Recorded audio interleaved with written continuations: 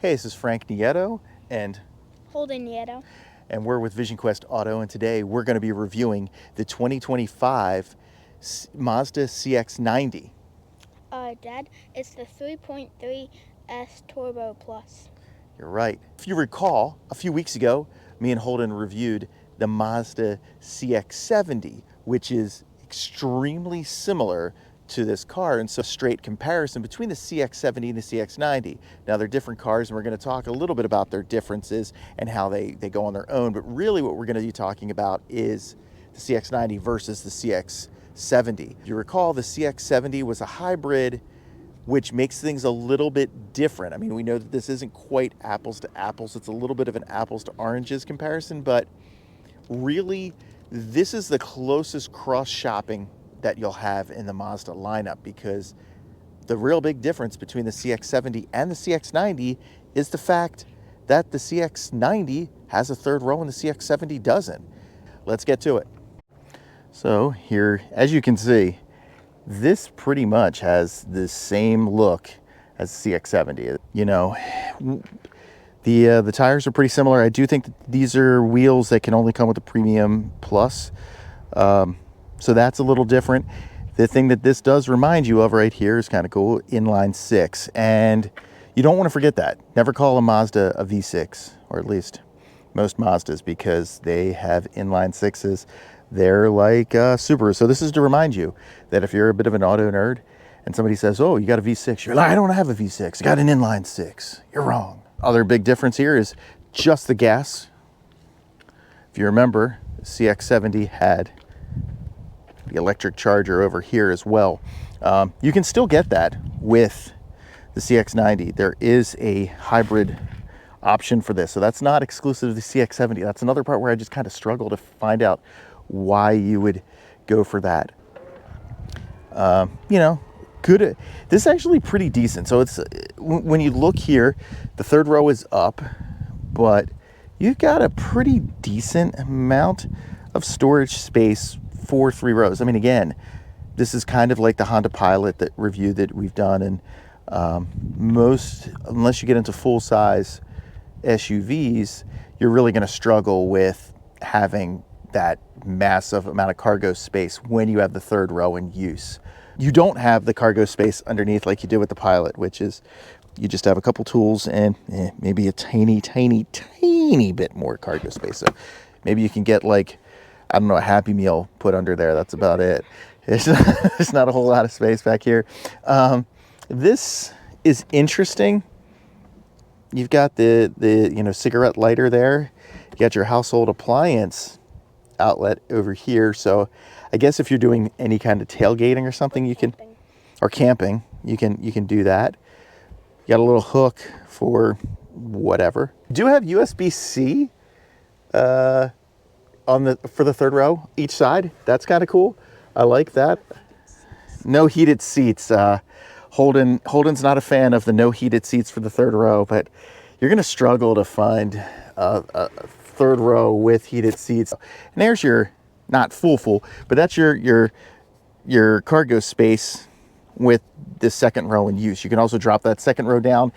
As you can see, because they're captain's chairs, you do have that the console, the center console, which is nice, but when you drop that second row down, it's not completely flat. It's kind of neat. When you drop the third row down, you do still have the cup holders, but you've now got latches to be able to strap some things down. So don't see that too often. It's on both sides. That's actually a really cool feature that Mazda's made this even more utilitarian. So again, it's another positive for the CX-90 because that was not in the CX-70. So this is the big difference to me, besides the third row that you get with the CX-90 to the CX-70, which is, again, you know that name, Premium Plus. This is a really sweet interior materials. This is, and more legroom, Holden says. It has got suede inserts. It's got suede inserts here, sport inserts, because they're ventilated, and they're cross stitched here, so they're padded. It's really nice. So you've got leather and suede, and actually you even got a different kind of leather in the middle here too. So really nice job. Mazda's always done this great job of being near luxury, or trying to offer that kind of luxury interior, but at a really nice price. This particular model is basically the fully loaded version of the CX-90, and it's $58,000. That's with all the options they put on here. So that's it's expensive, but that's a really good price considering everything you get in here. The center console, as I said, is really cool because it mimics the front one. You've got this ability to, the armrests to come up. So you have passengers in the back seat here sharing space. That passenger here wants to access the console, but they don't want to give up their armrest. Well, they don't have to because it's split. There's also the cup holders there. You've got your heated and cooled second row seats. You got USB-C chargers for both passengers, and you've got all of your climate controls. So really nice job in the second row. And of course, sunshades, which my kids don't use, but I think they should. I use it in the summer. All right, he uses it in the summer, he says. All right, you want to get into the car? I'll show you what this legroom. This is me. I've got this car seat back, I got my seat back pretty far, and that's Holden's room. So really nice amount of room. He can also slide that back even further if he wanted to. And same thing, again, you've got this insert. Now this is not leather, this is rubberized, and this is not wood. It's plastic that made to look wood. This is not metal. It's again plastic to made to look metal. This is like a leather, I don't think this is real leather, but it looks like leather, and it's got stitching in there, which is nice to have. Again, this is plastic, not metal, but looks good. Nice steering wheel with this, the brown and the black, that dual look for the leather on the steering wheel. And of course, look at this, you got suede all along the dashboard, which I don't see in too many cars, to be honest. And it's a pretty sweet little feature to have there. Holden's pointing out, I left our daughter's car seat out there, so we will not drive off without that. It's sitting out there. Woman jogging by us. She got in the 360 camera. As you can tell, this has got a 360 camera. You got your climate controls again. You got your heated, cooled seats. Damn it, Dave Grohl.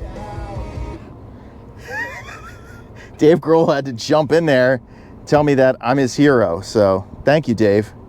I appreciate it. Pretty decent size infotainment screen. I like it.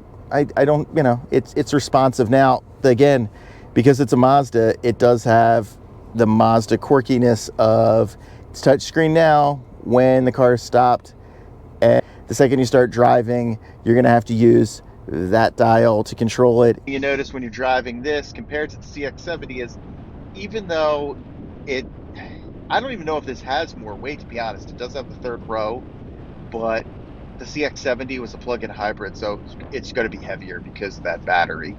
But I've noticed that this just drives better. It's got better acceleration, better handling, and it's more responsive. Steering's the same, which you would expect, but the acceleration's somewhat surprising, just because I would have guessed that a plug-in hybrid would have gotten the benefit of that battery, and to get that instant torque, and it didn't. This gas only on this inline six is really just much more responsive and more powerful feeling overall. A better vehicle, essentially, just in almost every way. Because I can recommend the CX-70 by itself, but I can't recommend it compared to the CX-90. I don't see where it matches up.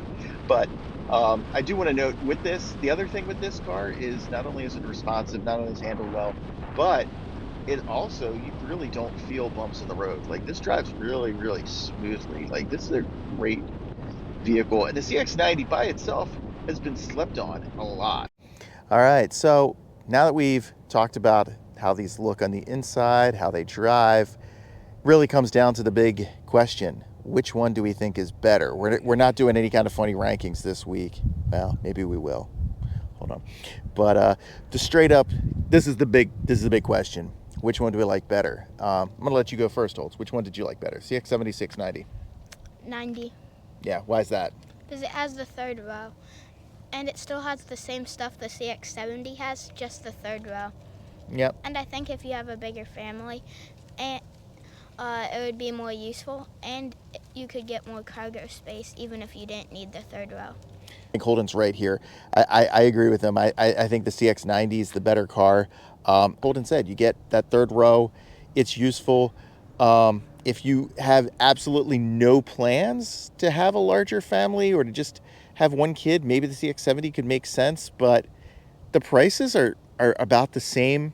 The CX-90 also has more premium features, so it's more of a luxury vehicle. The prices are the same. You get the third row.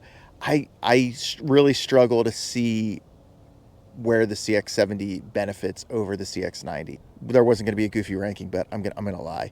To me, I'm going to do another comparison.